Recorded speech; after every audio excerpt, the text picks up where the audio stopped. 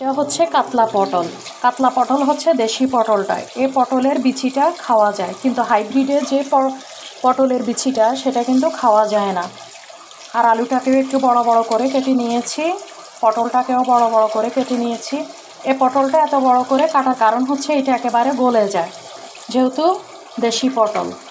এ পটলটার দাম বেশি, কিন্তু দাম বেশি হলেও এটা যদি মাছের ঝোল করা হয় এটা দিয়ে অসম্ভব মজা হয়। এটা দিয়ে আজকে আমি কাতলা মাছ দিয়ে পটলের ঝোলটা করব, আর এইদিকে কাতলা মাছের কালিয়াটা করব। এই যে এখানে আমি মাছগুলো একেবারে পরিষ্কার করে ধুয়ে নিয়েছি। এখন আমি এই বক্সে মাছগুলোকে আলাদা করব।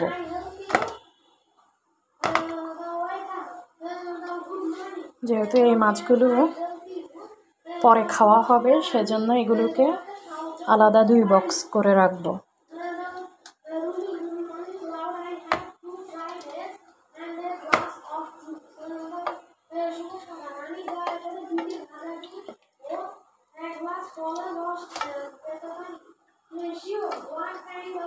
আর এখানে আছে এই যে পটলটা ধুয়ে রেখেছি।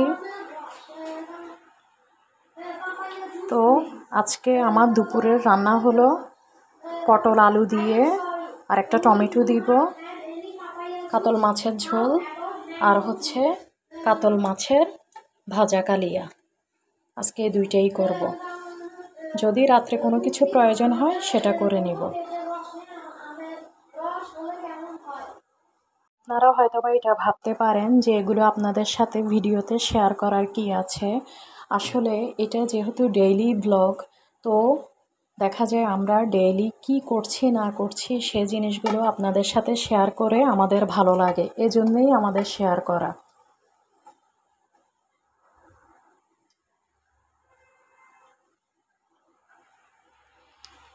এখানে আমি পটলটা রান্না করার আগে একটু পেঁয়াজ বেরেস্তা করে নিয়েছি।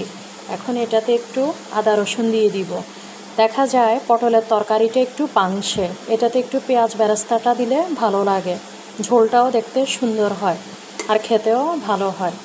তো আমি সবসময় পটল রান্না করার আগে এভাবে একটু আগে পেঁয়াজ বেরেস্তাটা করে নিই। কাঁচা কোনো পেঁয়াজ দিই না, পেঁয়াজটাকে হালকা ভেজে তারপর পটলে দিই।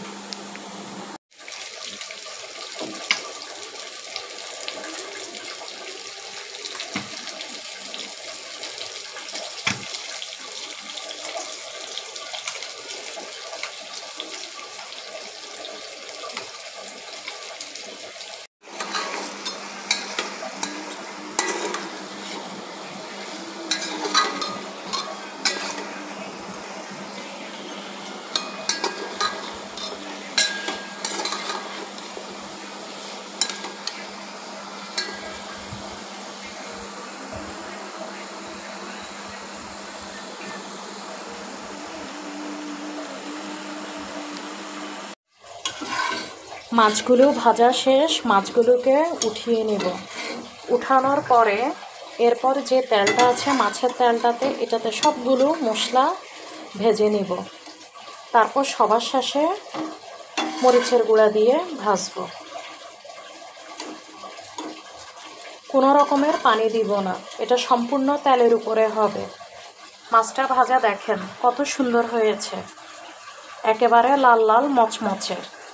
অতিরিক্ত ভাজা যাবে না, এটাকে চুলাটা কমিয়ে তারপর আস্তে আস্তে ভাজতে হয়, যাতে বেশি শক্ত হয়ে না যায়। মাছটা যাতে নরম তুলতুলে থাকে। এই যে মাছের তেলটা, এটার মধ্যে এখন আমি জিরা বাটা, আদা বাটা, রসুন বাটা, পেঁয়াজ বাটা দিয়ে আস্তে আস্তে এটাকে হলুদ দিয়ে ভাজবো। এখানে মশলার পরিমাণটা একটু বেশি দিয়েছি, আর একটু তেল ঢেলে দিয়েছি। তেলটার উপরে যেহেতু মশলাটা ভাজবো, কোনো রকমের পানি দেওয়া যাবে না। এভাবে আস্তে আস্তে ভাজতে থাকবো চুলাটা কমিয়ে, যাতে পুড়ে না যায়। আমি মশলাটা ভাজতেছি, মশলাটা থেকে এত সুন্দর একটা সেন্ট আসতেছে, খুব ভালো লাগে। এরকম একটা সেন্ট আসার একটাই কারণ হচ্ছে এটাতে কাঁচা জিরা বাটা দিয়েছি, আদা বাটা, রসুন বাটা আর পেঁয়াজ বাটা। এটাতে কোনো গোটা পেঁয়াজ দিইনি, কুচানো পেঁয়াজ না, এটাতে সম্পূর্ণ দিতে হবে পেঁয়াজ বাটা। আর এভাবে আস্তে আস্তে তেলের উপরে মশলাটাকে ভাজতে ভাজতে এর উপরেই তেলটা চলে আসবে। তারপর মাছগুলো ঢেলে দিব আস্তে আস্তে। তারপর মাছগুলোকে ভেজে আরও গুঁড়া মরিচ দিব, একেবারে লাল লাল হবে আর কালো কালো। এটাকে কালিয়া এমনি বলেনি, এটা হচ্ছে কাতলা মাছের কালো ভুনা। গরুর মাংসের যেরকম কালো ভুনা হয়, এটা হচ্ছে কাতলা মাছের কালো ভুনা। এটা রুই মাছ দিয়েও করা যায়, কিন্তু রুই মাছ দিয়ে আমি কম করি, যেহেতু রুই মাছে চিকন কাটা, সে কারণে।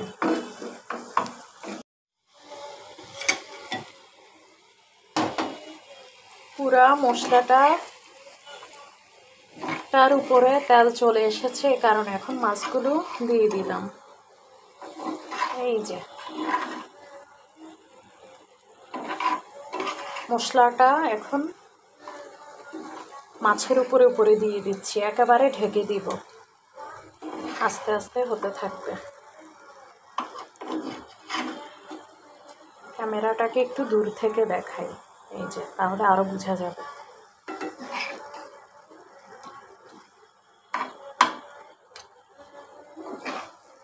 এটাতে পানি দিলে যে মচমচেটা ভাব মাছের, সেটা নষ্ট হয়ে যায়।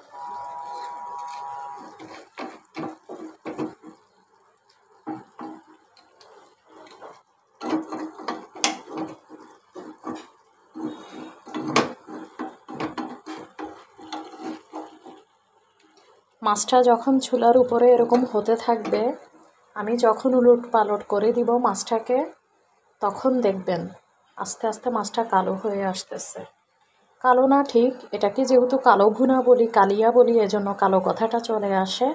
আসলে এটা কিন্তু হয় একটা খয়েরি কালার, মেরুন একটা কালার, ব্রাউন কালার। এই যে মাছটা একেবারে লাল লাল ব্রাউন কালার।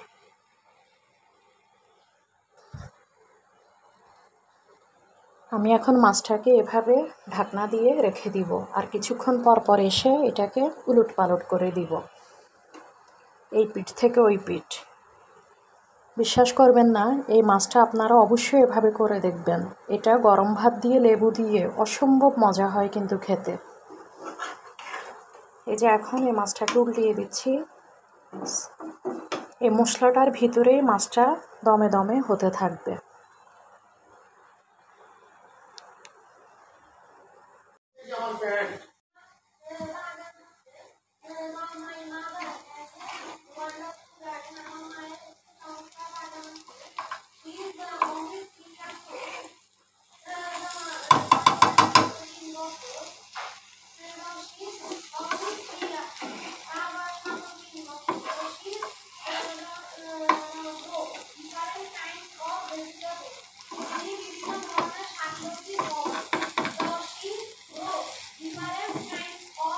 আমি যে মাছের মশলাটা কষিয়েছিলাম, যে মাছের মশলাটা রেডি করেছি, সেটা দেখেন মাছের গায়ে গায়ে একদম লেগে আছে, পাতিলে কিছু নেই। এই যে দেখেন পুরো মশলাটা মাছটাকে ঢেকে ফেলেছে। এই মশলাটা আর ভিতর থেকে একটু মাছ নিয়ে খেলে দারুণ হয়। উপরে হচ্ছে মশলা আর ভিতরে হচ্ছে সফট নরম মাছ।